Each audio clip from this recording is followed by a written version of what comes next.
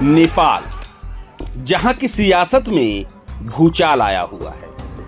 भ्रष्टाचार, load shedding और राजनीतिक घमासान से तंग आ चुकी जेनजीज पीढ़ी का गुस्सा सड़कों पर है।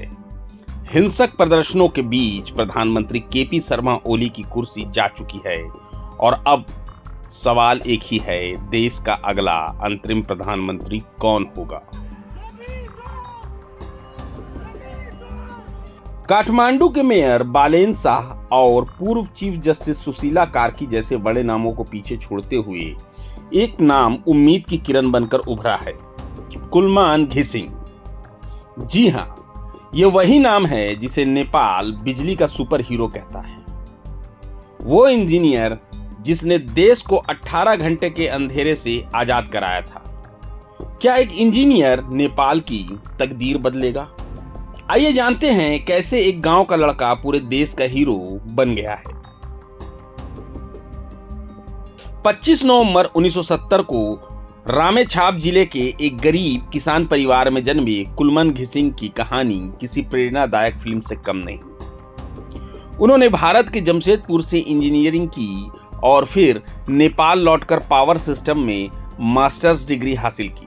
नेपाल विद्युत प्राधिकरण में एक जूनियर इंजीनियर के तौर पर शुरुआत करने वाले कुलमान ने कभी पीछे मुड़कर नहीं देखा। असली जादू तब हुआ जब 2016 में उन्होंने प्राधिकरण के मैनेजिंग डायरेक्टर का पद संभाला।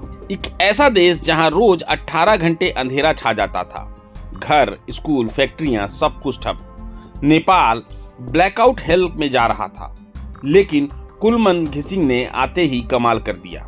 बेहतर मैनेजमेंट के साथ सख्त मॉनिटरिंग के दम पर उन्होंने सालों से चली आ रही लोड शेडिंग को जड़ से खत्म कर दिया। घाटे में डूबा विभाग मुनाफे में आ गया और देश दिन रात रोशन हो गया। लोग उन्हें प्यार से कुलमान दा कहने लगे, लेकिन 2025 में ओली सरकार ने उन्हें पद से हटा दिया और इस फैसले के खिलाफ पूरा देश चिल्ला उठा, कुलमान को वापस लाओ। आज नेपाल का जेनजी युवा पुरानी भ्रष्ट राजनीति से तंग आ चुका है। उन्हें पारंपरिक नेता नहीं बल्कि कुलमान घिसिंग जैसे टेक्नोक्रेट चाहिए जो ईमानदार हों, काम करके दिखाएं और जिनका कोई राजनीतिक बैगेज ना हो। बुधवार शाम को उन्होंने युवाओं के इस विश्वास को स्वीकार करते हुए अंतरिम सरकार चलाने की पुष्टि भी कर दी है।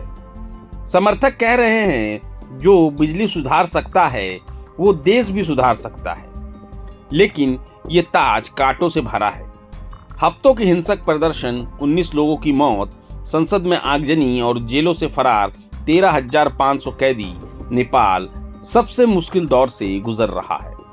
अगर कुलमान घिसिंग अंतरिम प्रधानमंत्री बनते हैं तो उन्हें इस पूरे सियासी तूफान को संभालना होगा। क्या वो बिजली की तरह ही देश को नई रोशनी दे पाएंगे? क्या नेपाल में एक टेक्नोक्रेट की लीडरशिप कामयाब होगी? आपकी इस पर क्या राय है, हमें कमेंट सेक्शन में जरूर बताएं। प्रभातखबर.com, विश्वास वही, रफ्तार नहीं।